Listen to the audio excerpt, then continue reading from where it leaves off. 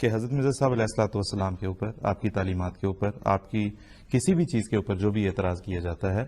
اس کے اندر ڈھکوسلا شامل ہے، اس کے اندر الٹ پھیر شامل ہے، اس کے اندر کوئی نہ کوئی انہوں نے دھوکہ دہی کی کوئی نہ کوئی شکل ضرور رکھی ہوئی ہے۔ ایک مثال ابھی ایک دو دن پہلے ایک دوست نے یہاں پہ ایک چیز دی مجھے، میں آپ کے ساتھ شیئر کروں گا اپنے ناظرین کے ساتھ، کہ یہ ایک جماعت احمدیہ نے ایک پمفلٹ شائع کیا تھا جماعت احمدیہ کے عقائد کے نام سے۔ آپ اسے پڑھ تو نہیں سکیں گے لیکن اگر آپ تھوڑا قریب سے دیکھ سکیں،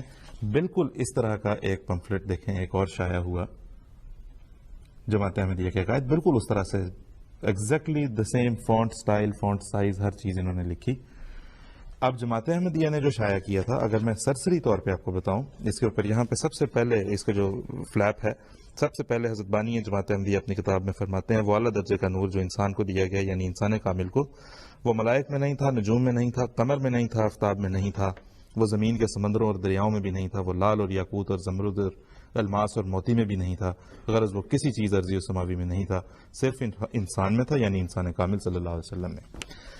اس کے بعد دوسرے فلیپ پہ دیکھیں، جانو دلم فدائے جمال محمد است، خاکم نثار کوچہ آل محمد است۔ آخری فلیپ پہ دیکھیں،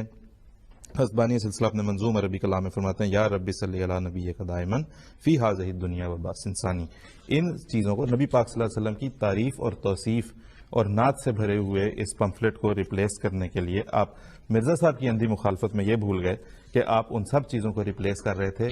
اپنی جھوٹ اور اپنی خود ساختہ باتوں سے، جس کے اندر آپ پورے یہ جو انہوں نے چھایا کیا ہے، فیصل آباد کا کوئی ایڈریس اس کے اوپر، امین پور بازار فیصل آباد کا اس کے اوپر ایڈریس ہے، آپ نے نبی پاک صلی اللہ علیہ وسلم کے اوصاف بیان کرنے والے پمفلٹ کو ریپلیس کیا ہے اسی طرح کا ایک پمفلٹ شائع کر کے، جس میں جماعت احمدیہ کے اوپر آپ نے کذب اور افتراء سے کام لیتے ہوئے بہتان ترازی کی ہوئی ہے۔ تو آپ ان چیزوں کو دیکھ لیں، اور یہ جتنے بھی ہم کہتے ہیں یہ ویب سائٹ پہ آ گیا، اور ویب سائٹ کوئی جدید چیز ہو سکتی ہے، کوئی اعتراض جدید نہیں ہے ان کا، تمام اعتراضات پرانے ہیں، وہ پرانی جو کتابیں کوئی کسی نے چھاپ دی ثبوت حاضر ہیں، اور دوسری تیسری اسی کی جگالی کرتے چلے جا رہے ہیں، اور اس کو جدید طریقے سے شاید پیش آج کل یہ کرنے لگے ہوں، لیکن ادروائز اس کے اندر نہ کوئی حقیقت ہے، نہ کوئی جدت ہے، نہ اس کے اندر کوئی ایسی بات ہے جس پر غور کیا جائے۔ اگر آپ نے غور کرنا ہے تو یہ تحقیق طلب معاملہ، اس پر اچھی طرح تحقیق کیجیے۔